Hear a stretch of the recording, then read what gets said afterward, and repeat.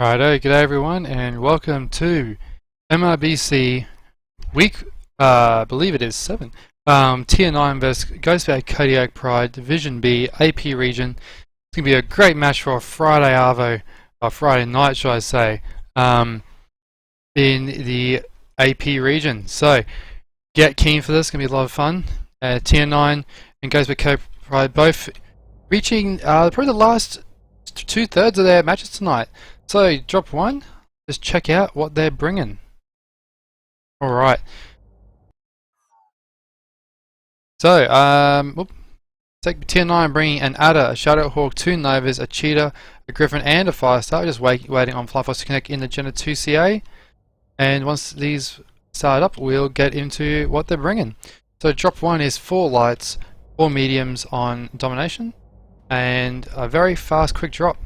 Let's get into the mechs. So we have a Splatter, a Small Pulse Jenna, Small Pulse Cheetah, a Shadowhawk AC5 Forester, and 4 is very interesting. Nova Small Pulse, of course, Splat Griffin, a Faster with a tag in there, and a Small Laser Nova.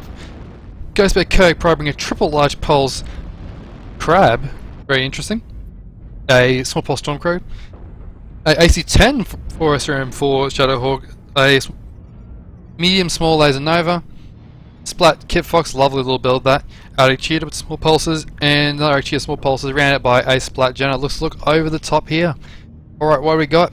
Well, Ghostbed Kodiak Pride have taken a early lead on the timer with 11, sorry, whoa, it's still counting, 14 seconds on the clock. Tier 9 setting up behind this hill here, getting a bit of eyes on them, but not really controlling the caps too much other than their light, the Gen 2 CA over in this position here. Unless Tier 9 can put some damage down onto Ghostbears, they'll be able to keep capping unless it's contested. So the range of this Nova with the mediums and smalls from Ghostbears lets them just keep poking, getting some damage out. Shadowhawk, the AC5, just getting that one shot every now and then to keep the timer in check. Valiant Charger in the Griffin has valiantly charged up to the center here. Holding the center, getting some shots in over the place. It's down at 96%, so he stayed nice and fresh, hasn't taken too much of a hit. As we look around here, the damage is 85% on Valiant now. He's probably lowest on the field. And what's this? Ghostbear is doing a clockwise wrap, it seems, maybe wrapping on the Griffin. Is this what they're going to do? Tier 9's moved up to receive though. Oh, the Kit Fox gets blasted with the SRMs. What's going on here now? Oh, good strikes going in. Now strikes are legal, of course. Let's have a look how badly this guy's hurt and where is he. Right torso's crit, but otherwise looking okay. The 2 ends probably a stand engine though, so he can lose a half and still be alright. Damage in... oh, damage is back and forth, slightly in favour of Ghostbears, but they're going to drop the Kit Fox soon. Pretz, and he goes down now. That's that Splat Kit Fox off the field. Man, there's a lot of action going on here. But Focus Fire, Hades about to drop in the Nova, about to go down. River Obstacles and Schwinboy in lights for Ghostbears about to go down. Hades is still holding on there, you know, in that Nova, keeping his Nova somehow together with a bit of duct tape and good luck. And how hurt is Hades? He's stripped, that's why he's getting ignored. Okay, 2 dead for Ghostbear, but 1 stripped for Tier 9 as well as 1 dead, so it's 2 all. Well, Ghostbear's taking a slight lead now. About to lose their lights though. That's going to be really close, but I think Ghostbears may pull this one out. Remember, in drop 1, the team that gets 5, any team that gets 5 kills will get the bonus. So I reckon both teams are going to get the bonus today, but who's going to get the win? Right, Tell Havoc in his Stormcrow, about almost legged. Schwinboy and Arthur getting absolutely jumped on from Ghostbear. Look at the Ghostbear percentages there, it's so low, it's almost about to get collapsed here. Hayes at 19%, still holding on for life.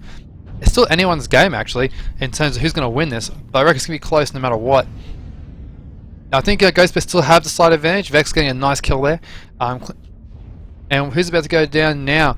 Swimboy, there he goes, finally pops for Ghostbears. It's 3v3 in terms of who has weapons. Let's go cockpit mode and just see what the carnage up close.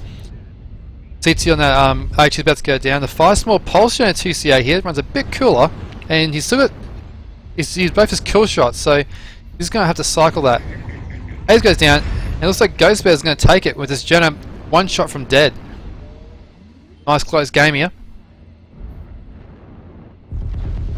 And there he goes. Rightio. And move obstacles goes boom. Good try. Alright, looks like there's 3 standing, I believe. And standing is an interesting word to use when they're so crit and damage like that, but yeah, good win for Ghost Bear Kodiak Pride. Let's look at the scores here. Alright, we got two alive. Okay, for drop 1, 400 is a good score, but 4 mechs for them. Get that Vex and that Shadow 2D2 absolutely doing heaps of work. AC10, 4S and 4s. I love that build. Extremely good damage output, and with the skill trees, you can definitely make it a lot more tanky, or even more damaging with the SRM spread and crit rate. On the Tier 9 side, Garby doing heaps of work in that Nova. Very good job. The Hades, he tanked like a boss. He like that 87's a low score, but he got down to under 20%. So good on him there. We'll take a heap of damage going down hard. I'm going to swing in, and a bunch of others over 300 here. Jonah, Cheetah, and Griffin there. So good close match. Both teams get the bonus 8-6, and I think this sets us up for a nice close series. Rightio. Let's get the rep points in here. That was Kenyon. We have for Tier 9, 6 kills. For Ghost Bear Coat Pride, 8. They're the winner. Both teams get the bonus. Let's update those scores. And of course, update the next map, which will be shown very soon. So, I think the Tier 9 push there could have been a bit more, a bit earlier maybe, and that, losing that control of the center cap, gave Ghost Bears a great initiative in that movement. And Tier 9 had to push, and in a drop 1, being the pusher isn't always the best. Like sometimes being able to receive and yet is a bit stronger because you get those first shots where you want them. But honestly, it came into focus fire in the end, and just clear comms, keeping people alive, and as they need to be alive, of course, and do what you got to do. So the team's just gonna reshuffle, do some stuff, and get ready for the next drop, which will be a 2 lights, 4 mediums, 2 heavies on Mining Collective, which is showing an interesting photo. I realized. Hello. Well, would you look at that? Anyway, it is what it is. So, it says the right name. The preview's a bit wrong. That's fine. So let's have a quick look at the map strat for Mining Collective, because I think it's drop 2 on mining is a very difficult to plan for sort of drop. A lot of things that you can do, and whether you should do them or not is another question. So let's have a look at this map strat here. Alright, let's bring them up. Mining Collective Conquest. Now, from what I know about both these teams, they're pretty brawly. They're like getting in there and bringing the fight to the face. So let's just have a look here. Alright. Some features to note in Mining Collective is you've got the central region data here, and it's got like a nice little castle sort of thing here. You got some buildings, all that you can jump on top of and be an absolute right pain with if you want to jump on top of these. So mining is a very three-dimensional map.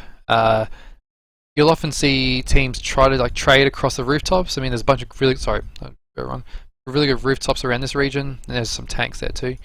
Which can be used for cross-map play. But if you're brawling, honestly, the brawl live usually happens like controlling this ramp, or around either of the sides. So, what we've noticed with skill trees have really shaken up a lot of the mobility of mechs. So, mechs like the linebacker have a lot of speed and can really bring their weapons to bear faster than a lot of the mediums can. So, we might see some rush strats with that. We might see a bit of a slower tanky pack with like things like the Hunchback 4SP, which is built like a brick toiletry facility, if you know what I'm saying, with crazy amounts of armor and structure. So there's a lot of different ways to approach this map. You can either you can go jumpy, like bring huntsmans and novas and things and vipers and just jump atop the roof as a brawl and just dive onto people. I mean, these teams love brawling, and I'm just really excited to see what they come up with. So what we've seen already so far is Team has locked in the good old Alpha Bravo lock. So Alpha Bravo is going to be on the lowest, so southern side of the map. So expect them to control Gamma pretty quick. And given there's no one in Charlie, I'm not going to see a cap from Team 1. So they're either going to transition with the Bravo Lance up to a Theta heavy, or they could just go, you know what, YOLO, we're just going to take Apps and make it a 3 cap on south side with one light where the main force either goes up to Theta or it just commits it on the outside for the Apps. Teams are almost ready to go, and Team 2 has put one mech in Kappa, which I believe will be heading off to Sigma like that. So anyone's game, of course, and I reckon we're going to see some brawling. Like, I seriously think with the setups that they're bringing and all these teams are very proficient at, there's going to be some mech smashing mechs right in the face. So let's get straight into it. Alright, match time. One thing I noticed was that the time to kill from the last drop was pretty high for a drop 1, so I think both teams will want to work on their focus fire to just get that time to kill down a bit. That's not what I want. And that is Inspike. There we go. Okay, so we have for tier 9, we have a Nightgear, Griffin, Cheetah, Shadowcat, a Kintaro 20. Hello. Nova, Ada, Hellbringer. I don't think there's a dupe in there, is there? No, look at that. And for Ghostbear Kodiak Pride, we see a Cheetah, a Orion 2CA, 2 Orion 2CAs, look at that, it's going to be LB20s, and some SRM 6s for sure. Splat Jonah, Hunchback 2CA, which might be the range support. You got a Nova over there, and a Shadowhawk and a Shadowhawk. Shadowcat and Shadowhawk, look at that. Let's look at the actual builds here. Oh, Ultra Tense SRMs on the Nightgear, that's Brawl as. Valiant Charger, Splat Griffin, of course. More Pulse Cheetah. Large Pulse Shadow Cat for the range. Kintaro 20, there's some really good quirks in that 20, which I'll go into later. Small Laser Nova. Splatter. I'll bring a Laser Von, bit of range there, and ECM. Hello. Ooh, yep, that's fine. The Cheetah, with a machine gun in there for reasons. Splatter run. So looking at GBKP mechs here, by the way. Bit of mid-range on the Lunch Pack. And a bunch of Brawl everywhere else, machine guns mixed in. Let's go over the top. I don't want to miss any of this action here. Alright, what's going on? Eternal Havoc moving up in the Orion 2CA. Big heavy Brawl up there. Jimmy Beaver moving in with the Splatter. And looks like T9 is just going to go, you know what? There's mechs there. We have weapons. Let's just like do the thing. And so here we go. The Adder leading the fight. Look at this. Adder against 2 Orions. Valiant's getting his back opened up though. This is a bit, you want to be between 2 Orions. An Orion sandwich is doesn't taste very good, does a Valiant? No. It was a Valiant charge, but yeah, he dead. Alright, so oh, Vex goes down in the Orion 2CA. Vex is a very consistent pilot, so to lose him that early is a pretty big blow for GBKP. One mech down for each. Eternal Havoc 65%. Really hurt. He goes down. Tier 9 does have a few hurt mechs, so they have Jimmy in the Adder. He's about to die. And there he goes. Samurai Phoenix in the Nightgear, pretty hurt. Sean Korenskov's Hunchback 4. GBKP is very hurt, down 3 medium lasers. He's down. Samurai Phoenix doing a good job, staying alive in there heavy. Well, probably most weapons on the field for his team at the moment. It's 3 all and dead. Oh, look at that. Bunch of quick kills. Tier 9 is 1 kill ahead, although there's 200% mechs to deal with on Ghost Bear's side. So, you know, Charlie Jorgensen's about to go down, and honestly, Tier 9's going to get a kill advantage here, but can they win the match? That's the thing, is that Ghost Bear have sent their mechs to cap. They've kind of sacrificed all their mechs, but with only 3 cap advantage and 150 points on the board, I don't know if it's enough to win. I think Tier 9's got this so far, having 2 fast mechs to run around, compared against 5 living ones. That's a bit of a risky play to make. So they've sent off the fast mechs to cap. Oh, hello. They might have a DC. Oh, that was a thing. And looks like they've played on from it though. So this drop will probably go Tier 9 when Swing Boy is dead. Just check him out, how hurt he is. Oh, run away from me. Doing a good job on the Cheetah. The Cheetahs have plenty of jump jets to fly away. Got their machine gun for a reason still, so for crits and stuff I guess. But yeah. We're just gonna run around, try to get some caps up and pick up a few kills. I mean, if you get Samurai Phoenix Nightgear and Flying Fox's Cheetah, that's 5 kills. That give him the bonus. So Samurai Phoenix is a 1-shot from dead. I think he's almost Yeah, look at that. Now he'll get CT. I reckon he'll win this fight. Let's look from it from the cam. That rear left torso is about to pop. And every point is a really important point for them right now, so just a kill of 25% would be huge. He's going to get him.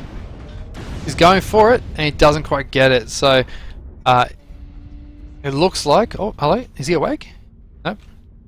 He is not, so I think that would be a... I think it's DC. I can't really tell, sorry. Yeah, he's a DC. That must be early on. So, and it wasn't redropped, so that will be a win for Tier 9. They actually get points for killing him, so where is he? Sorry, I'm sorry for flying around so much. Yeah. Get points to kill him, so that they're probably going to look for him, or they're just going to cap him out and get the win that way. But it would make sense to kill the mechs to ensure you get the full 8 kill bonus. So look how hurt these mechs are though, still in the field. Actually absolutely crippled. This cheetah's pretty banged up, but otherwise fine. I mean, crit side torso and crit arm on the cheetah doesn't really hurt it too much. His legs are all good and it's got a CT. Shadowcat's fresh, so range mechs are fine. And the Nova is surprisingly fresh. Small lasers, 233 meters, some range quirks in that one for sure. So that's a skill tree coming into play. The mech I was going to talk about a bit earlier was that Kintari 20. It's actually got a lot of hit point quirks in structure, I believe it. I think it's structure. So if you max them out with a stand engine, it's pretty hard to put down. Also got some missile cooldown quirks which work well. So they're going for the 5 cap. I still think, honestly, just end the match quick, kill the Shadow Cat, which Hades is moving towards, so he'll get that kill pretty easily. And yeah, that will end the drop. Righto, so we know the result of this one, so it will be an 8 on one side and 3 kills on the other side. A bonus going only to tier 9 this time.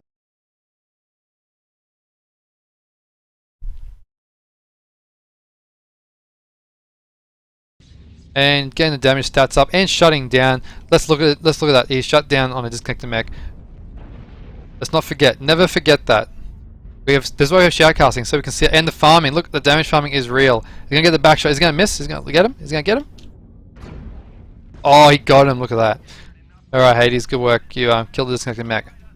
So good solo win for tier 9 there, and they will pull ahead on total so far going into drop number 3. Okay. Samurai Phoenix in that night shield, that Ultra 10 SRM build doing stacks of work, killing half a team, 530 damage, brilliant work. Hades there, doing most of the Shadow Cap, otherwise doing a very good score with the Laser Von and ECM.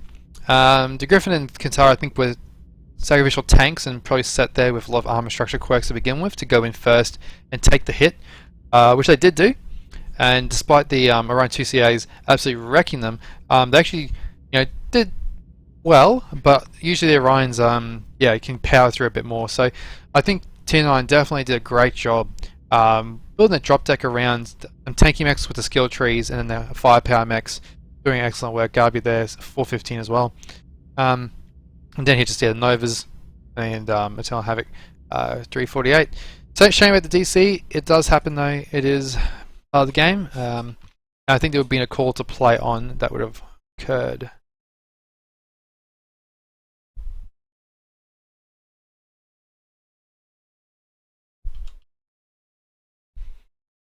Righto. So, and let's get rid of this map straight real quick. Alright. Now, have I done this right? Of course I need to put the winner. And update. There we go. 550 to 425 reputation points in favor of tier 9 after 2 drops. Alright. So the next one will be on River City, and let's have a quick look at what happened there. I mean, relatively straightforward. Let's clear the map off as we get into that. So, like we showed earlier, there's going to be either for a southern passageway or central. They went southern, picked up Gamma on your way, and pretty much pushed in here. Now there were these 2 little buildings. This is really interesting to see. There's these little buildings here. Like shipping containers, really. They had their Orion set up, here and here with a bunch of other mechs around the place this way. And the Tier 9 mechs, some of them moved into them and got wrecked, but they also had a little bit of range. They're coming out this way actually, down this towards this end, which enabled them to get some good shots across and into the mechs they needed to. And their Orions got dropped relatively quickly, at least the first one did, got dropped relatively quickly. So where Ghost Bear invested a few of the mechs was in range. So they had the Shadow Cat and Cheetah floating up top. They were missing one Shadow Cat was down here, they had Cheetah up here, and another range mech which I think died reasonably early on. So they're essentially not only to have a DC, but they're actually down two mechs really in terms of the brawling mass. Instead opting to cap Theta, cap Eps. I think they've made a play for one of these other caps. Sigma, sorry, they did. So there was 3 caps to 0 caps at one stage, or 3 caps to 1. Count Gamma, I'm not even sure they actually got it. But T9 didn't really care. They just went for the kills because drop 2 is a relatively light drop. So you do have the speed, and it might be a small map. You have the speed to go and deal with that. So there you go. That was basically that drop. So while the other teams are getting ready, let's just have a quick look at their rosters, because why not? Okay, hopefully this works for me. Yeah, Tier 9. So, relatively small roster. Their motto is beer, beer, beer, beer. It's what draws Tier 9 here. Drinking, drunkenness, shameful play. It's what makes you want to stay. What a lovely poem. Well put together. Tier 9 guys are really a lot of fun to play with. They've actually been in the game for a very long time, a lot of these guys. So, they've been around since beta, a heap of them. Some new faces, some from other units who are just having a bit of a chill this MRBC season. So they're on the Comstar TeamSpeak. If you want to drop with them in the Oceanic time zone, pretty open, fun-loving bunch of people. And so great to see them in MRBC this season. So let's get back to the match, because we're about to launch into... Whoa, I think they're doing a redrop for the DC. Sorry, I just missed it. I think they're doing a redrop. That's sportsmanship. Look at that. How lovely. Okay, I think this is... Let's just check let's just see what mechs they're running. If they're running the 242, that's definitely a redrop for the DC. So, team display. I don't see any 85 tonners, and these are the same mechs that we saw. So I think this is actually a really good show of sportsmanship from Tier 9, who just won the drop, to actually just go, you know what, let's redrop it. You had a DC, let's just do it. Let's go ahead and do this thing. And yeah, so you know what, get the shoutcast all over again. You know what, we've got a bit of an idea what to look for. So I'm just going to fly around the terrain a bit. You can kind of see from the ground here, though, that this is kind of the Tier 9 push window that they push through. This is quite narrow here, so you got to be careful. You walk around here into Orions, your team can't really see you. Okay, so you got to watch out that sight line. And if you have range, so Tier 9 did, I think that this is a good thing they did. They had the range around these areas, poking from these areas. I guess hatch bay doors or vent doors to cover the top of this ramp in this area up here. In terms of upper cover, you got these few tanks here, which lets you poke and peek and cover the area of the fight. But let's look at the match at hand. It's not what happens in theory. The splatter this time is going to go Theta. Cheetah from Flying Fox 323, sorry, is just going to go Scout. Ghost Bear Coat Pride is going to move up to Epsilon through the normal cap. They did send that other light, the Cheetah, to go and cap Sigma.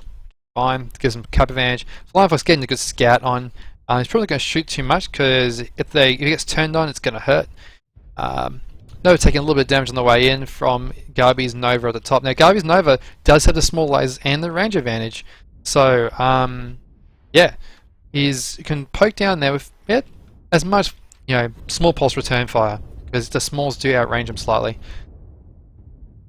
And they're peeking with the laser bomb on the Harbinger, burning a bit of dirt, but he's still 100%, so his trading is going fine. UAV goes up. I believe that's a Tier 9 UAV. It's right above Garby. Yep. And Flying Fox 33 in the cheetah down 77%. That scouting cheetah is getting absolutely punished now by Schwinboy's cheetah. He may even go down because his path of return is through the enemy team. He's going to get turned on. That's going to really hurt. I think China's about to lose their cheetah there. He is about to get legged. Look how hurt he is, and that is going to be game over for him. Darby up top doing some good work still. The Orions from Ghost Bear haven't really gotten into the fight yet, but they're just chilling. They're about to smash this mech, peeking on him now. The Adder going in again. Look, this Jimmy Beaver, Kira Adder. You know, and look at this. The Orion from Eternal Havoc getting absolutely shredded by Sandaka from his left. He's getting hit by the Kintara of all things. Look at the Kintara here. CT crit. That's a lot of structure and armor though to go through. A shutdown though. The Kintara has shut down. He should be standard, so he's going to survive getting halved. But I mean, you never want to get in that sort of situation. Pretz Shadowhawk is moving in now. Eternal Havoc does go down, so it is 1-2 now in favour of TN9 despite losing that light. But how the rest of the brawl going to, I guess, develop? We need to get TN9 needs to get more of their mechs into the fight now. There's lost 2 mechs there. They didn't really capitalise and kill Vex Orion yet, so he should go down soon. They can capitalise and get not only Vex down, but also challenge Jorgensen's Huntsman. That'd be huge. Jimmy is in the Adder, staying alive somehow though. His legs are 1 shot each. Challenge CT crit, so there's a lot of hurt mechs in the field. 3 all on the kills. Okay, in the Nova, 42%. Remove obstacles, 62% in the Jenna. They're really hurt. TN9's going to take this again though. Can Ghost Bear get the 5th kill? Jimmy's Adder legs and it's going to be such an quick kill if they get to him, but it doesn't look like they're going to be able to do it that easily. They do have the cap advantage again, those 2 caps, but like TN9, they did last time, they didn't worry about caps at all. This is a kill strat. This strat is designed to just get the mix off the field and then worry about standing in squares later.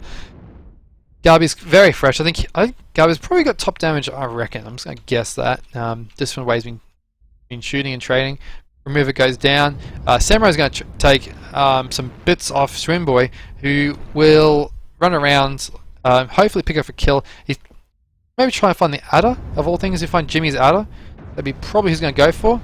He's got a bit of a fly kick going on, but nothing left attached to him, and that was a very, very hurt cheetah before going down. So it's just a bit of time to outcap, and match will be in 8-3, which is the same result as the first one, which I'd like because I don't have to change the stream overlay and the calculations therein. So, well done TN9. Thank you for the sponsorship. That's a lovely gesture to show your position, and we'll be going to drop 3 after this.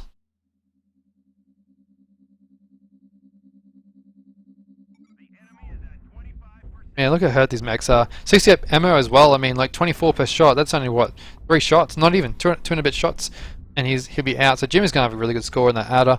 Hades there, relatively fresh. His left torso is crit, which does have quite a bit of the weapons, but he did a good job of the trading and the range firepower. Shadowcat fresh as, and the Nova surprisingly fresh, despite how much damage he would have gotten out. And look, ammo, not doing too bad there. Let's have a look here. 603 by Samurai Phoenix. Brilliant score. Garby in the Nova does top score, 606. So he did top score. 3 over Samurai Phoenix there. Good distribution of kills though. Jimmy Beavers at 496. Hades with 423 in the Hellbringer. And GBKP, getting a bit of damage out, getting a couple of kills, but just need to finish off some of those crit mechs, particularly the Adder that was really, really hurt. I think, focus fire was huge. On both sides, and bringing your mechs into the fight. I think if there's a lot more focus on, when you see one friendly engaged in a brawl, you all commit and you make sure that mech gives value. That's important. Like, you don't want to, once you commit mechs, and particularly if a mech dies in that push, you got to just follow through with it. You can't always just back away and give up those 2 kills for nothing. You got to make something of it because the hit's going to be high and they're going to be pretty hurt. Righto. Okay, so scores remain the same. Honestly, the map strat is pretty much the same as well. I think it was a very similar match. It's I think the main difference we saw though was that TN9 controlled this building more so. This light play, where they sent the light around at the start to scout, that was risky, and we saw them pay for it with the death of their cheater. So I think the score was identical, but Tianlong did a better job in controlling the hill and probably, yeah, although that advantage was kind of outweighed and equalised by the loss of the light early with the aggressive scout. So yeah, that's about all I have for that drop. Alright, let's get ready for the next one. So it is on River City. There we go. Now, Command Assassination is a very interesting drop. So drops 1 and 2, the bonus is whoever can get 5 kills, regardless if you win or lose. Okay, just get 5 kills, you get the bonus rep points. So 25 rep per kill, 50 bonus, and I believe it's 100 for winning. So if you add all that up, you have 4 by 25 is 200, plus 100 for the win, 50 for the bonus is 350 for a perfect drop. And in drop 3, the 50 bonus points goes to the team that can keep they can kill the enemy commander or the enemy assault mech and keep theirs alive. So only one team can get the bonus in drop 3. This season, the command mech will be an 85-ton assault. Other mechs on the field will be 4 heavies and 3 mediums. Now, 85-ton assaults are actually really, really strong right now. There's a lot of good options to pick from. For clan, you have the Warhawk and the Marauder 2C. Both of them are actually strong. The Warhawk's probably one of the best places it's been in a while, actually. There's a lot of good quirk changes. So if you like quad PPCs, Warhawk Prime or quad large pulse, Warhawk C, they're pretty good. And also some other variants you can try running, like a Brawl and a Brawl B, but it's lesser compared to the Prime and the C at the moment. Marauder 2C has got some excellent builds you can try on them. Lots of different combinations of ballistics and missiles, and even a couple of SRMs, although less common. And a bunch of jump jets too.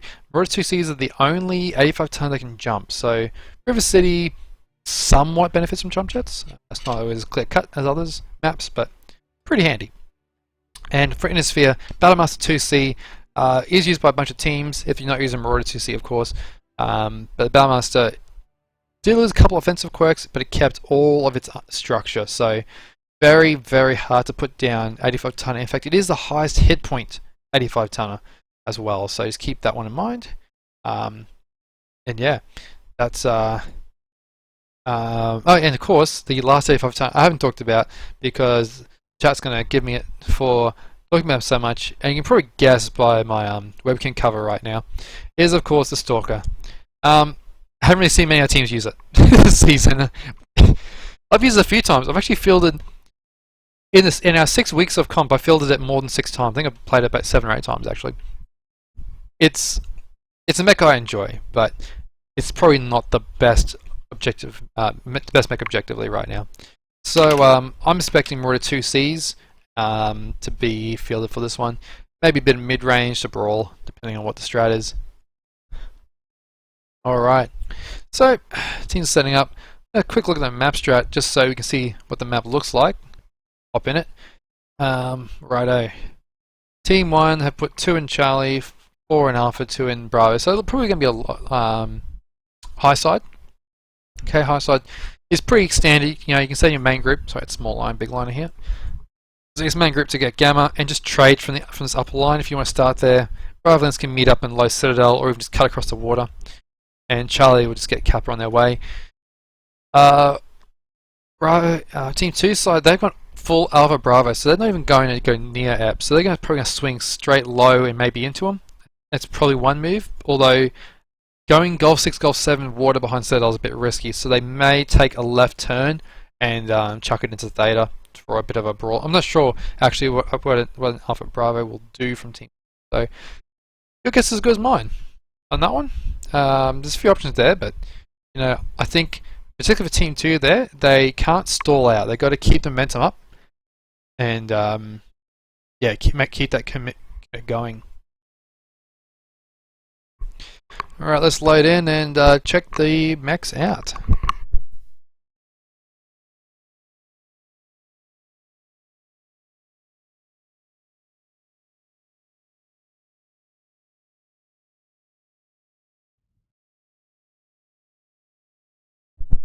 As we fly around the map here, we see we're over Theta right now. Just want to show you that these big rocks in the water here are great cover, and give you a really interesting covered push line if you want to cross from one side to the other and get up into the gardens. It is actually possible for a Brawl team to close in using these rocks, so really keep in mind. It's called River City for a reason. It's a bit of a city with a river through it. So maybe some mid-range play from both sides, cross map to start off with. But you know, with these teams, I reckon a Brawl, you know, they seem pretty comfortable in it, and let's check what they've actually brought. Okay, laser timber. Oh, 3 EL large, 4 medium lasers. Interesting. This is tier 9 we're looking at the moment. We have 6 Ultra 2s, nice and long range, but DPS up close. The Kintari 20 makes an appearance again, look at that. As for the hit points on the field, 5 EL large Grasshopper with a 796 range. And 2 large Pulse Shadowcat. Yes, BBC Marauder, D, ECM, probably for Mark 7 Titan computer, among other things. Flying Fox with the triple large Pulse Hunchback. And a 3 large Pulse 2 medium Grasshopper for a bit of the closer range, the Grasshopper being a dupe. So they're going range for tier 9. Goes back Kirk Pry 4 Ultra 5s on the B, which gives you the set of 8 quirks. And symmetrical. Gas PBC Nightgear. There's a duplicate. There's a Warhawk we're talking about, quad large pulse, very cool running, 707 range, just put a bit of range quirks in that thing. Everyone 2 makes another appearance, splat. A Brawl Timby with weapons like machine guns and a medium pulse, interesting. Triple medium pulse Ice Ferret for scouting and capping, I guess. The small pulse Nova and a laser hunchback. So both have a lot more range than I expect them to be. And this movement by Ghost Bear is going really wide. I think they're might be holding for range. The issue with this thing is the cap control. I'm not sure if Ghost Bear really have the leverage to get the 3 cap. TNI have data already, and they're going to get EPs if they send a light over there. So I mean, it's already going to be 3 cap to TNI straight up. And interesting.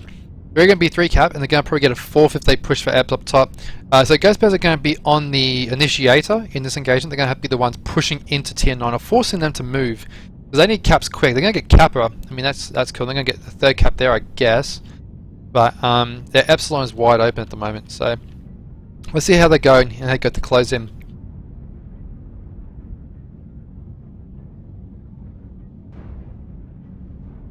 Now, Ultra 2 Nightgear is probably the longest range weapon, longest range mech on the field with that EL large Grasshopper from tier 9. So you see these 2 here on the bottom of my screen. This guy here absolutely nailing it with Ultra 2s and 5 EL larges. So tier 9 definitely had the range game in their mind. At the start of this drop, they thought, you know what, let's just have some range to control this. Kappa's getting flipped, and they have sent the Epsilon guy? Yes, they have. It is their Shadow Cat. Okay, so that will keep the 3 cap. There'll be a swap of caps each way. Kappa for Epsilon trade. 3 caps will still be in favor of tier 9. So Ghost Bears will need to keep the initiation going. In this position, they're a bit stuck behind these buildings though. I mean, you know, they haven't taken too much damage. They're reasonably fresh. It's just they need to move up somehow. Data is covered by tier 9 at the moment. So their 3rd cap point, pretty much, I mean, Eps is way too far to backtrack, so that's not a problem. That's not going to be an option. So going to be Eps, Data's covered, and Gamma is standing on. So I reckon if I was Ghost, I'll just push up through the buildings, get in close, and just try to get the kills. I don't think you really can get any other cap other than go for a kill game at this point in time. And try to win your trades. I mean, Press taking a lot of damage there in the Nightgear, opening through that, you know, little path. He does get his left torso crit. No weapons lost though, so it's not too bad. Tier 9's rest of mechs are moving up. Shrimboy ahead of his team though. That's a shutdown Hunchback, isn't it? Yeah, he shuts down. There's a few shutdowns though. I will see them. So I suspect might get some good burns on the key components there in the back. So let's see. Is it crit in the back? Yeah, it should be. Yeah, it's crit in the back. So not anything lethal, but just something to note. Okay, tier 9. Look at this. They're a range team. They know their range, so they will be pulling out to water, going back to the gardens area to use that range better. They're going to give up Gamma, but that's fine because they just sent a live to get Sigma. So tier 9 are doing like a rolling three cap kiting sort of maneuver, where they're like, you know what, we just need 3 caps. Doesn't have to be the same 3 caps. We just keep moving away from them. Let them try closing on us. We'll keep wearing them down. During credit score of 75%, Pret's at 73%. Pretty hurt for Ghost Bear. A couple of mechs. Flying Fox is at 77 is also quite hurt. With the, with that shutdown delaying his retreat a bit. Ghost Bear's kind of forming up. They're actually pushing across now Vex is pushing right across onto Data. Flying Fox taking a bit more damage again. So I think Tier 9 is doing very well here at controlling the game in the way they want to play it. Flying Fox pretty hurt. He's not get half. He's not going to die though, so he's all right.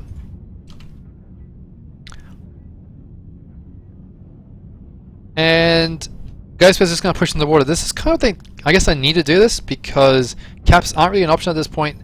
They're going to get Theta, I guess. Flying Fox does go down, so they're ahead on kills, but how much damage is Ghostbear going to take in this push? That's the real question.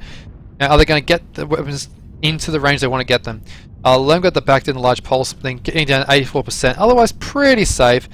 I think Murdoch is going to be heat rolling a bit with that large timber. And look at that, he's already, I think he's partially cooked himself a bit. Alright, still only one kill, so I mean the time of the kill is pretty high here, a lot of damage being spread around multiple mechs. So a bit of focus will go a long way to getting mechs off the field. Valiant charges Grasshopper will go down, and there it does. A big push here, Murdoch's Timberwolf is in trouble. I think Ghostbear's actually going to win this push. Ghostbears, they closed in, they got a method, they got a line, and Murdoch is very beat up. He's about to get double halved, just like crit CT. Across on this side with Samurai Phoenix Night as well is about to go down. Ghostbears haven't lost a mech yet. And good on him. Look how crit this Ultra 2 Night Gears. The Ice Fairy is just going to run around and tear him apart, where Strong Kerenskov in the Ice is going to come up and just nail him. A few fresh mechs here though for Tier 9 holding off. Shallan will probably go down in the Nova, but so far still hasn't lost a mech for Ghostbear. Look at this armor cycle. Look how hurt Ghostbear mechs are. They've armor cycled their way through this, and it is, 4 dead. They've killed half the team already without losing anyone. So it's time to go into spec cam. Okay, we have a couple of kills on both. One kill on each side. Just went off then. Shadowcat trying to get away from that Orion, really luring him away. And a nice fresh Broad Timber in the fight here. That Kintaro just tanking pretty hard. I mean, it's a Kintaro, but doing what it can. And there they go.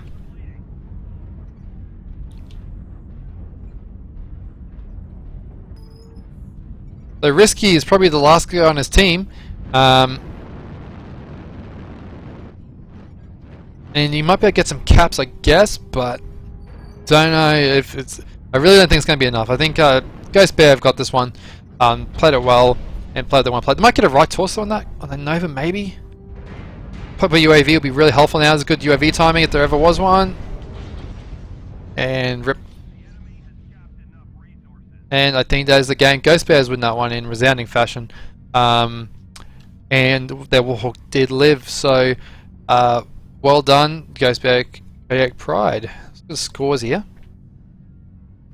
Alright. Lone God, 851 from the Warhawk C. Like I was saying, the heat gen quirks are amazing. I think from memory it's 22% if you're in a set of 8 quirks, operations tree and a firepower tree. You don't really bother much, I think, with the survival or mobility too much. Might put a little bit of mobility in there. But the output is really a damage output mech. I almost consider this mech to be like a energy DPS, like almost like a DACA mech, but energy. So it's a really, really good mech. I had a lot of fun playing with it as soon as skill trees came out, because heat-gen quirks are not usually that easy to find. So well done. Nightgear Vex doing 610, so Lone God and Vex doing very, very well as per usual. And from Tier 9, Samurai Phoenix, again, brilliant score, 678 out of the Nightgear. A couple others got picked off, really got pushed on. I think the team with A with 3 larges just didn't have the heat capacity to deal with the push, and the longer duration made it difficult to get the damage out where he wanted to. Alright, so let's count the numbers up. Tier 9 I think got 1 kill then. Okay, we got 8 the win and the bonus. We're just going to save that. Drop 4 is coming up. And there's 1 drops to 2. Tier 9 575 reputation. Ghostbear Kodiak Pride 775.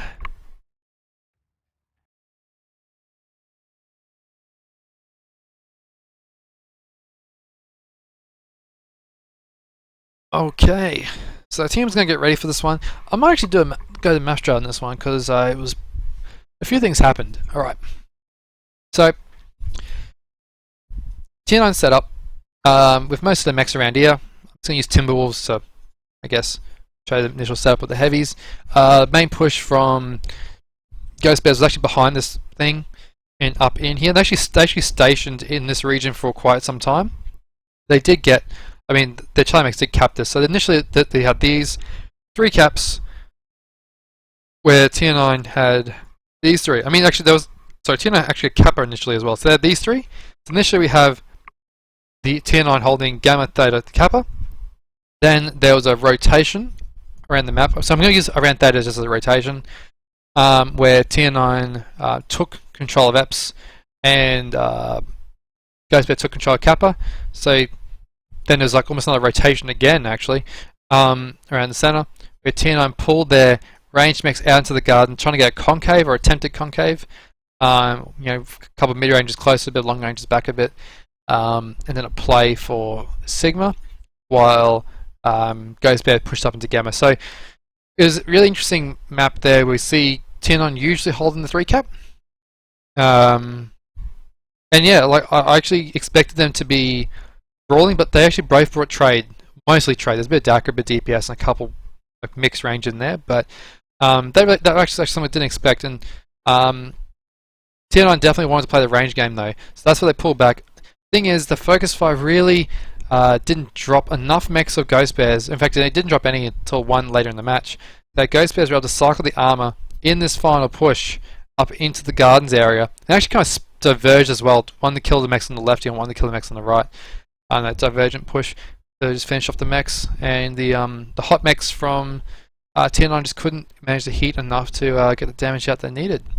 So there you go. I think there's a lot of, you know, in the mech lab there that Ghost Bear got, because the strat from TN9, I think, you know, trying to hold 3 cap in range is fine. Just got to execute it with the right builds to make sure it all works out for you. Rightio. Let's see.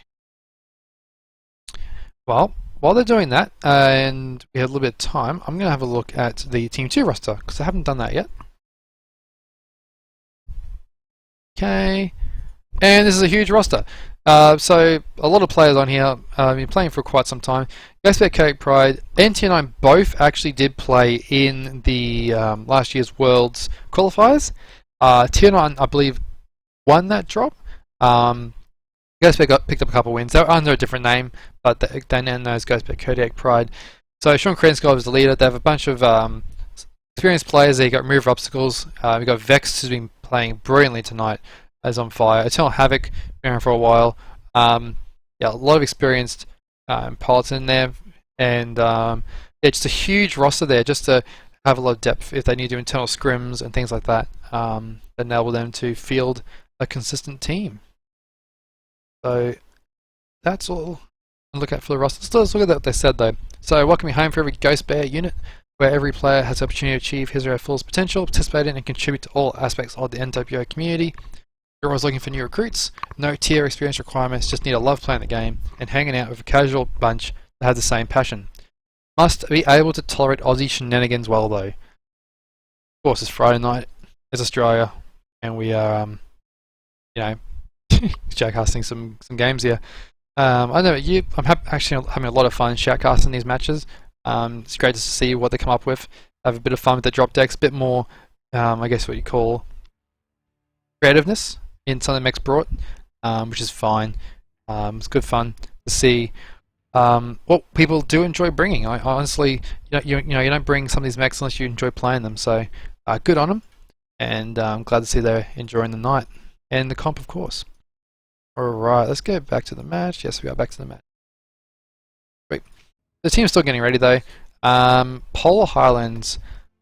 You know what, let's go to the map straight on that and have a bit of a look.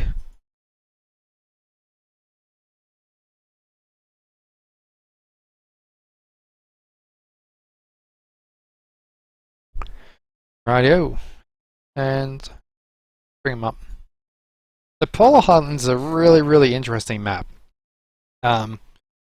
In that, unlike most other maps, which have very distinct structures and locations, and just big positions to hold out in, Polar Highlands doesn't really have any major definite features. It's really like a big open wasteland of snow and ice. There are a lot of ridges though, so it's not perfectly flat. There's plenty of ridges and valleys and ways to close in and move, and have somewhat available cover. But what you often find is that the Team 1 will just get Gamma straight up, Team 2 will get Sigma straight up, and so your two sides, one of them's got one cap, so this side's got one cap, and this side's got two. So, you know, do you send your lights, there's a 2 of each weight class drop by the way, 2 lights, 2 mediums, 2 heavies, 2 assaults. So do you send your lights to the 2 cap side, or 1 cap side, or do you send your heavies? Do you send them like, slightly biased this way, for example, or do you send them just purely central, or do you make them go theta and just win the fight? Like, these are all decisions to make on the field, or as your scouts find things. And you know what, you might even send like a scout or 2 central. So yeah, probably the most, I guess, free form map we'll see tonight, particularly the 2 each way class, as well as the most balanced, I guess, or average tonnage one, where every weight class is represented. So pretty keen to see this one drop. Also, lances don't really matter for this one because they spawn so close together, so there's not really too much I can garner from their setup, other than there's a 5-ton advantage to GBKP, which really isn't that much in the big scheme of things when you consider what's on the field. I think the most interesting choices to make are, are you going to go range for like large pokiness, or are you going to try to go like a bit of a mid-range and get the aggression on, so you have some big hits in close. And by say close, I mean like close can be 500 meters for this map, so large pulses, bring some good DPS out, and just pushing on them, because larges will eventually run hot despite having available range across the map. Rightio. Bit of a tiny shift there, that's interesting. Some of the things that I think the weight classes you really got to decide on the most. I mean, lights are pretty straightforward. You basically got a cheetah, you have wolfhounds, which are they're both pretty good. Other lights you might want to consider are like Jenna 2C. Even Locust, honestly, isn't out of contention. There's a few different lights to consider, but most of them pretty standard choices. Heavies, got Grasshopper, Nightshade, that sort of thing. They're pretty good. Even have things like Quick Draws and Dragons if you really want a faster large chassis. But I think the most interesting for this one would be the medium choice and the assault choice. The medium choice is going to, if they pick like a fast medium, like a pseudo light, like a Cicada or a Shadowcat or a Viper or an Ice Ferret, that can really augment the light fight and can make you go from 2 lights to 3 or 4 lights even very quickly, giving you a massive advantage in both your cap control and your scouting, and also picking up stragglers, to be honest. The other interesting weight class are the mediums. I think is the assault choice. It's like, the Kodiak 3 is a dominant mech. Well, it was more dominant last year, but this year, in the current meta, a lot of the 85 tonners have really stepped up, and very, very strong for a number of different reasons. So balance the 2C for your 5-year large roof peak. You got your Marauder 2Cs, of course, which do any number of things. So we'll see if the teams are now foregoing the classic Kodiak for more of the 85ers. Rightio. Well, I've windbagged enough on that one. Get into the drop. And part of me kind of wants to, like, maybe not for a match, but just, I'm just wondering what would happen if there was a, someone did try the forbidden weapons. Of course, I'm talking about LRMs, but no one would try that in a comp drop, so that's fine. I just did a dumb thing.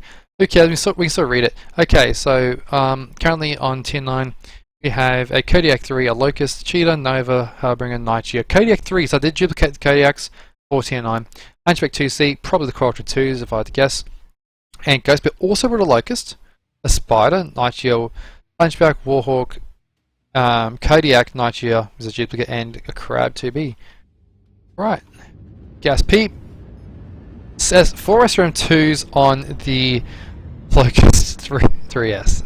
That's a build I've tried, and it's fun. I probably didn't expect to see it in comp though. 2PUC Nova, okay, interesting. Use a Nova for it, yep. I'll bring up plenty of lasers on it. Hang on a second. Yep, don't worry, it's fine. Wait a second. Yep, it's fine. It's got 4 torso, that's legal.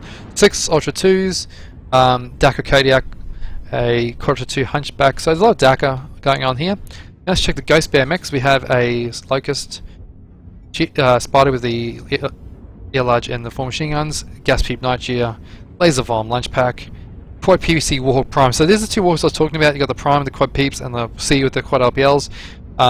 Here you go. So there's the other one. That's got a lot of quirks and stuff on it too. Dakar Kodiak and PVC Gas Nightgear as well, plus the 3 LPL grab. So let's have a look at the map. Ghost Bear split up to get a 3 cap off the bat with 6 mechs on Sigma, 1 each on Kappa and Theta. Look in the mini-map in the bottom left there. What we got over here? Tier 9, what you lot doing? They are doing Manhattan Gamma at the moment. They're staying together. They kind of want to have a bit of a pack, I think. Not have the mechs get too far away from each other, and they kind of speed match anyway. Like Nightgears are pretty slow, and KX can hook along pretty quick if you get the engine up in them. Lunch Pack's probably not the fastest lunch pack, but that's fine. Big push from, well, not a big push, but I guess the movement of the team is towards Theta. So both teams are going to probably encounter each other onto the inner side of Theta. And, oh, hello. There we go, that's what I'm looking for. 3 cap in favour of Ghost Bear, Kodiak, Pride, just the initial caps. Everyone's heading towards Theta, so there's not going to be, at this point, doesn't look like there's any lights running around the back, getting other caps. It's just going to be a fight. Nothing wrong with that. Rightio. Let's see what the sightlines are like. You know, who can see what? Now, there's a bit. So this hill here, this hill I'm looking at right here, actually covers each team from each other. So I reckon Ghost Bear could control us. Often the team in red here that comes from this direction can get up to this hill pretty easily. And it's good to send a medium or even a light to someone for just to scout it, because from this position, if you can control it, you get the shots that you need. In terms of having a pop tart above this level of this hill, just to get vision. Tier 9 setting up on this ramp overlooking Theta, which we'll see across. So trades will start now. Mad Cat in the Kodiak 3, just going to get a bit of damage on him. His moves in. Lemguard 85% in the Warhawk. Trying to trade pretty aggressively though. Get a bunch of damage out. It is a very high damage output mech, just from the heat sinks and quirks on the thing. So I can see him trying to get some early shots in. Just gotta be careful. Chiano just has lost a bit of armor though. A few mechs down in the 80s. So Samurai Phoenix Nightgear at 77. That was probably from the strike that just landed on his face. I think it's gonna be a trading match. Look at the mini map. That, you know, the lights are trying to like run up a little bit, maybe get some intel. The Locust, you know, getting on both sides. Just getting intel and vision while the trading continues. A couple of mechs in the 70s for each side, a few mechs in the 80s, most about the 90s. So a bit of a slow trading thing. Ghost Bears don't need to really push here. They got the 3 cap. The trades aren't going too bad. Hades just got nailed. Ow! What just happened to that fella? What happened to him? Well, there goes half his mech. That would have hurt. Jimmy Beaver's actually got wrecked too. Oh wow! Both the Kodiaks for Tier 9 just had a very disastrous peak. He's crit as well. So this peaking here, this peak from this position, exposed them to mechs that, look at this triple stack. 2 Nightgears and a Warhawk. That is not what you want to peak against. Both those Kodiaks peaked against a triple stack of Ghost Bear mechs. So, yeah, Mad Cat's pretty hurt as well in his own Kodiaks. All the Kodiaks are hurt on the field, and that's one of the things.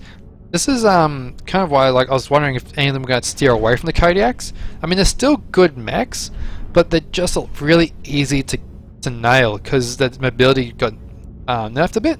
100 tonners in general are quite sluggish comparatively, and they're still a big massive target that doesn't really shield that well. So I think the Kodiaks are actually quite easy to kill in this type of engagement where there's a bunch of different angles to cover and shoot from.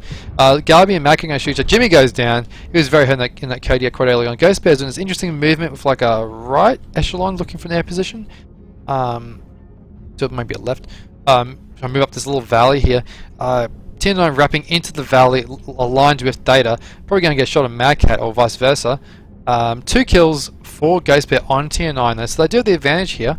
Although Lem got into Warhawk is very hurt. Mad Cat just went down as well, so the assault on both sides. I mean, only one's left, that's a Warhawk, and he's about to die too. Rightio, what's going on here? Semi Phoenix, it's not doing too bad in CT. Left torso, one medium laser left for Garby, and that pop he goes. Ghostbear doing a good job here. Lemgo staying alive, which is quite tough. He's just got halved, that's alright, I guess. Vex in a great position here over the back. He has the pop tart, get shots he needs to. Ivermech goes down, that's a cheater. And honestly, the top-down focus fire from Tier 9 is working for him. It is a bit slow, I mean, it's still time to kill is pretty high, but they're getting the job they need to do done. Bit by bit. Blind Fox is half, Samurai goes down, and Tier 9 is going to... Sorry, Ghostbear is just going to push, finish this off. The bonus is for killing all the heavies and assaults, and given Ghostbear have only lost one assault, they're going to deny that bonus to Tier 9. And now it's just cap time. And honestly, the only mech left is this cheater, Valiant Charger. Oh, sorry, the Locust. The Force 2 Locust lives. It's perfectly fresh. Rightio. So we got Small Pulse Locust, he's fine. The Spire's a bit messed up, but otherwise fine. This guy's wrecked. Yeah, this guy's fresh. Hunchback's fresh. This guy's absolutely wrecked. That's the Warhawk. And Vex is absolutely... well, he's pretty wrecked. He'll be right. He'll walk that one off. And the Crab, he's fine. So, a pretty dominant win there, actually, for Ghostbear. Well done to him.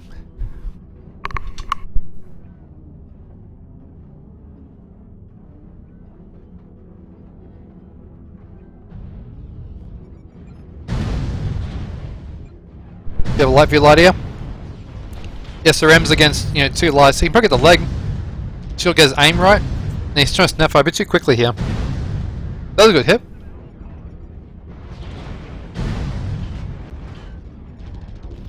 Yes, Rem lights, you just gotta wait your shot a bit more. So it's gonna take a bit more time. This shot a bit too low on the feet. Take a bit more time on your shots.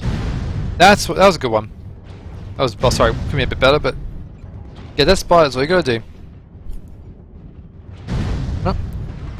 So, this is part of the reason that missile lights, particularly Locust speed that is, are quite difficult to play.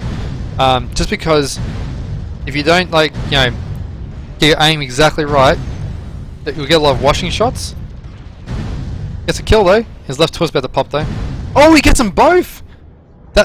So, when you get legged, you're not moving as much, right? So your aim becomes a lot steadier. And that really does help. Get your shots to land. Often in light fights, stopping isn't actually that bad of an idea if you stop at just the right time. Now, the caps are in an interesting predicament here. I mean, Tier 9 have two caps, they're about to lose one of them, but they're about to get, Kappa remains, plus about to get Sigma. I don't think it's going to be enough. I think Eternal Havoc will finish this off. Maybe. Alright. What's going to happen? We have a sneaky little... Wait, he died. What? What did I miss? Oh, the strike got him. The strike got him. Huh. I forgot about that. The strike got him in the end. So, Eternal Havoc, bringing it back. Oh, well, finishing the match off. And let's look at the scores here. Vex, well done in the night here. 606 from him. 476 from both the Spider and the Warhawk equally. Locust in the end, the Valiant charge of Locust 3S, 150 and 2 kills. Did what he had to do. And Semi Phoenix again. He's very consistent tonight in the night gear. Semi Phoenix 687, so good play there. The Kodiak 3s I think were, I mean, Mad Cat did get 414 out, which is great, but 2 Kodiak 3s for 220 damage-ish roughly. That's an investment that didn't really pay off. So yeah, either the strats need to really use the Kodiak 3 strengths, or you need to try other results, because that's the sort of risk that I was talking about right at the start with the shift to 85 ton has been a bit more prevalent. Alrighty, yeah, of course, Nova A 425 there, good damage. Okay, well, we're almost done for tonight. We've got one more drop to go. T9 got actually got 3 kills in. 8. I think I'm doing this right. Sounds about right. Tier 9 to 1, goes to Cape Pride to 3, 1125 rep to 650. Drop 5 coming up. And it will be on Tourmaline.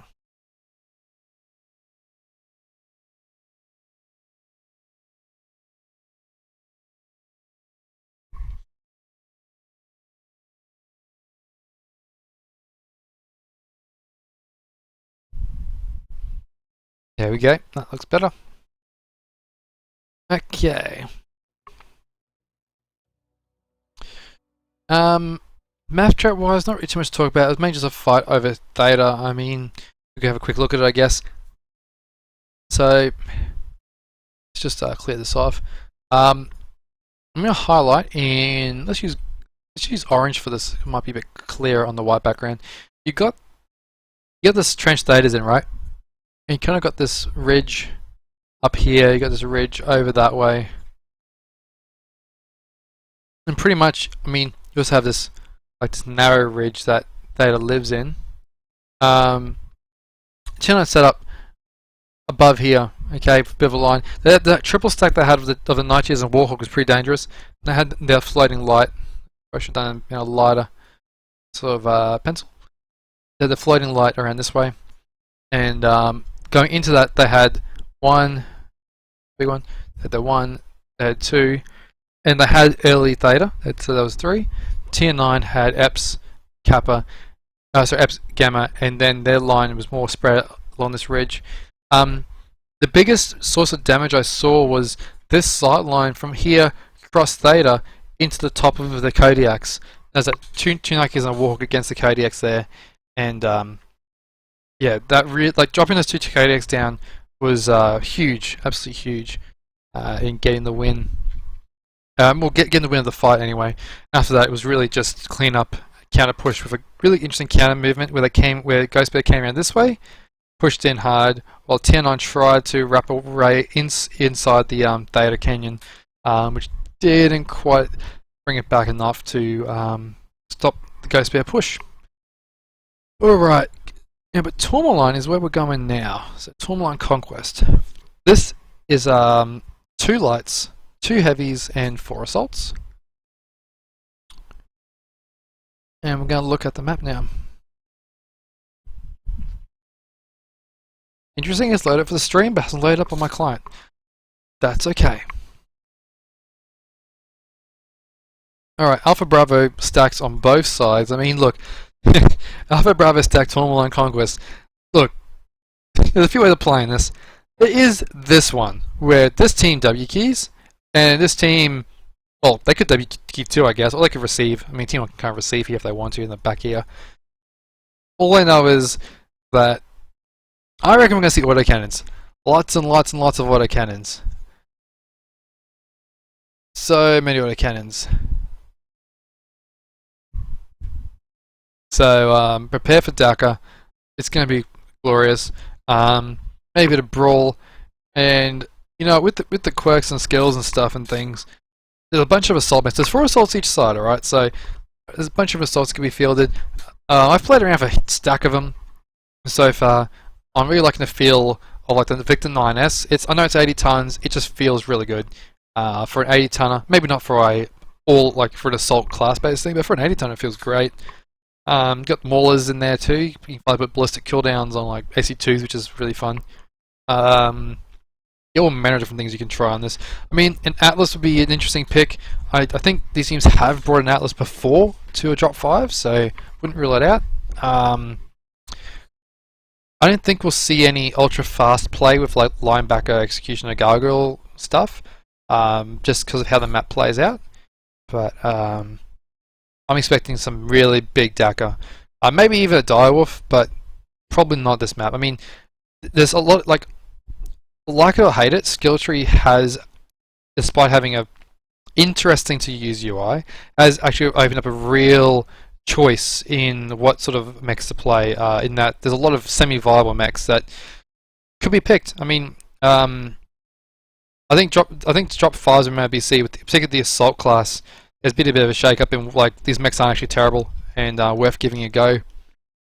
And it goes all the way out to things like the Warhawk we have seen twice already tonight. which was okay, but was really outshadowed by the Marauder 2C. But now it's kind of, I feel it's been the gaps being closed. That's a very good theme for the skill tree. It's closed a bunch of gaps between mechs, or some mechs. Yeah, so say which one about the UI, because fair enough, it's could be improved, but I think the actual balance of which is decent. It's actually kind of decent. So, yeah, it's been a lot of fun shoutcasting the matches post skill tree and just seeing what teams come up with and what they're trying out, and just having fun sciencing the stuff. So teams are almost ready. Looks like there's a 20-ton advantage to Tier 9 at this point.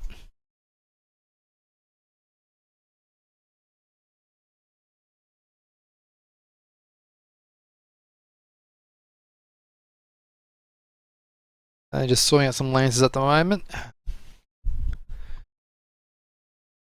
Doing a bit of good old shuffling.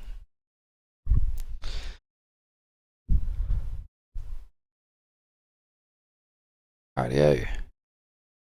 Okay, well, while they're doing that, I'll pair some other points on the map that are interesting. I mean, you got like spires. The spires are really tall structures. You got these spires up here.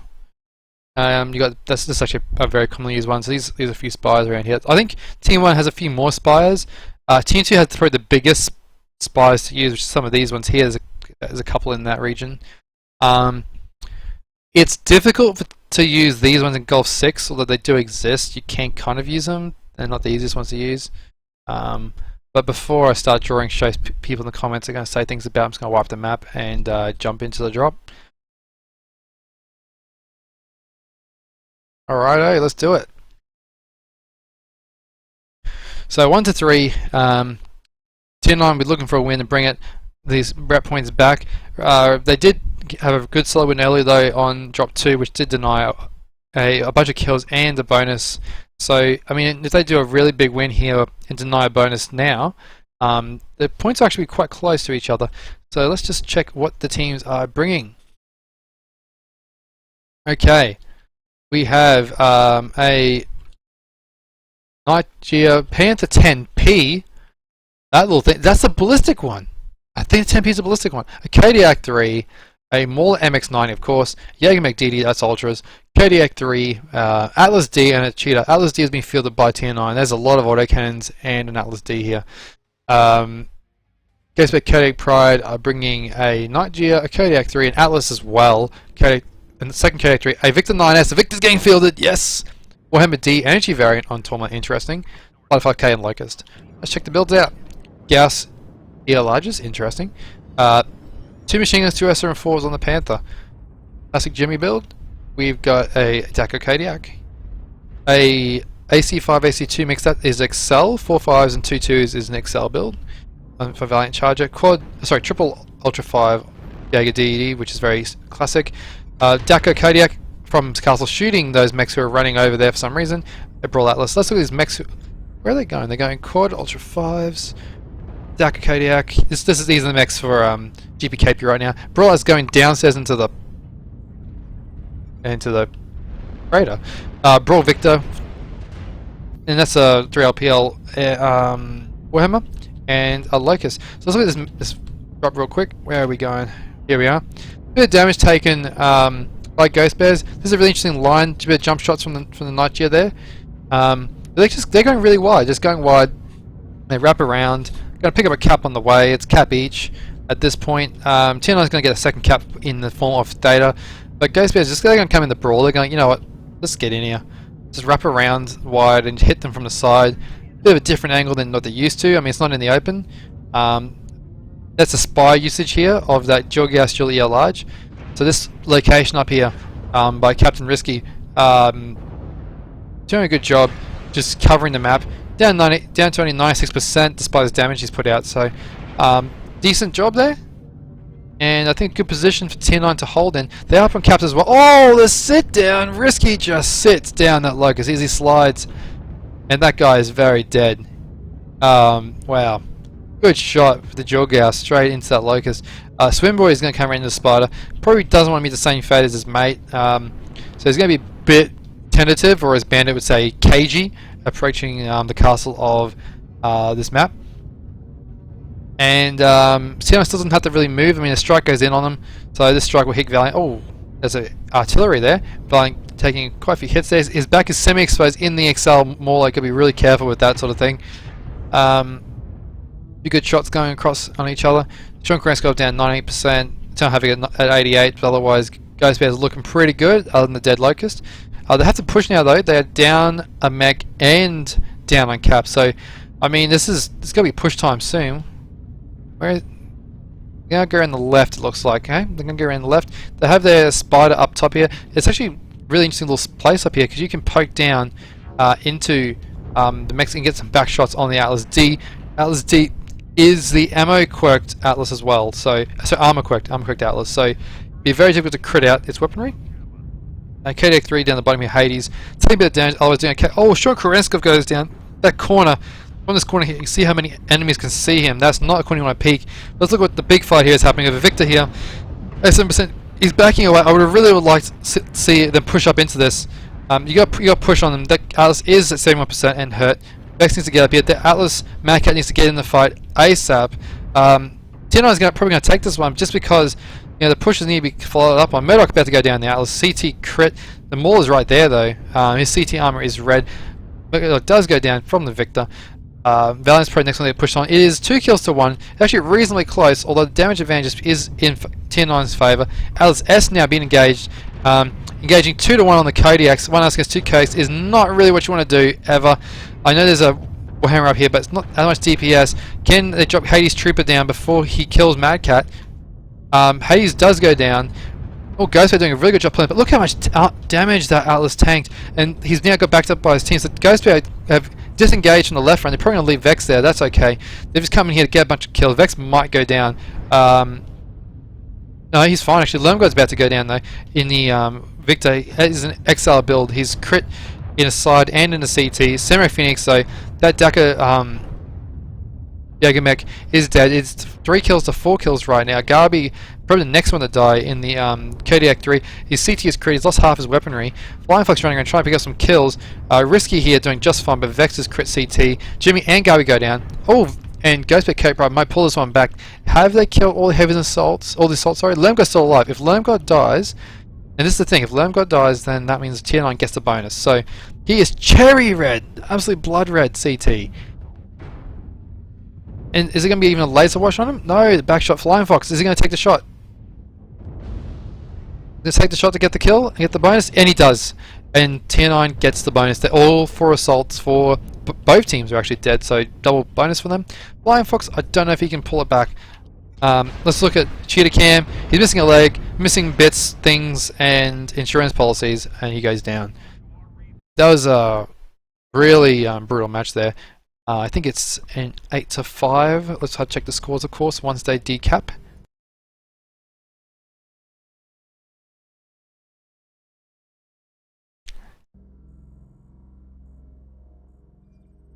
So, well done, Ghostbear KD Pride, taking a very, very hard fought win there to you know, win this one out 4 drops to 1. And a couple double bonuses in there tonight as well, so good amount of rep earned by all. So yeah, Tier 9 definitely got a lot of kills and a few bonuses there, so they can hold their head high with that one with enough rep to keep them once in the middle of the leaderboard. I think they might be second or third at the moment, so doing okay. Let's have a look. Okay, damage numbers, decent spread here, but Lermgod 661 in the Victor 9S, well done there. 494 from the Kodiak 3 Vex. The other one got dropped hard pretty early in that corner like we talked about. Locust getting sat down by the Nigeria. Risky, 673, huge score by Risky there. 2 ELRs, 2 Dual Gauss. Good map control on that position. And Flying Fox and the Cheetah, couple kills as well. Miller assaults doing 400s, 300s and that. The Panther, surprisingly, I mean, that's actually a pretty good score for the build, so not bad there. The Atlases both side really doing more tanking roles in the Atlases rather than damage output. So yeah, the drop techs were different than what I expected, but there's a couple of mechs that we did talk about, like the Victor 9S. I think is a lot of fun. Really recommend that. even just to have fun with, let alone in comp as well. I think it's for 80 tons is good value. But yeah, that about wraps this one up. And I'm not gonna stay on too long. Let's just check the final rep points on this. All right, update it. Yes, do it. Okay, there we go.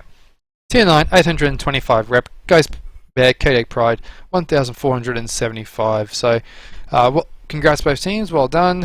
And Ghost Bear, Kodak Pride taking a good win tonight. Yeah, so hope you enjoyed the shoutcast. I'm looking at and trying to organise a shoutcast for Sunday night for RMC versus, well, sorry, Cheapskates versus Vito. That'd be really interesting to watch. And it's the same map status tonight as well, so probably get a bit used to it. Yeah, if you want to see more about MRBC, check out the MRBC site, MRBC Discord. There's Reddit posts about stuff and things happening. There's a competitive play section on the forums, all that goodness. If you're watching and want to have a go at competitive, just hit any of these teams up. Like, check out the MRBC site and just have a look at the teams involved in Division A and B, or you know, AP if you're in Asia Pacific region. And yeah, I just hit the teams up. There's plenty around that are more than happy to give you a go, give you some training, and chuck you on as pilot seat. I'll give a side plug to the Battle for Midway 6v6 tournament coming up. It is being run in the MRBC off season, so particularly in the Asia Pacific region. So if you want to jump into a team, have a go, have some fun. It's 6v6 with a slightly different rule set. It's probably going to be tonnage based as opposed to class based. So some different mechs getting fielded, different rule sets, and a 3-point conquest game mode. Yeah, look on the official forums, MRBC Discords about that. Signups will probably be in the next couple of weeks, so get keen. Plenty of competitive stuff happening in the Oceanic region, and that's all I have for tonight. Once again, I just want to thank the teams, thank the viewers, and see you later. Have a good one.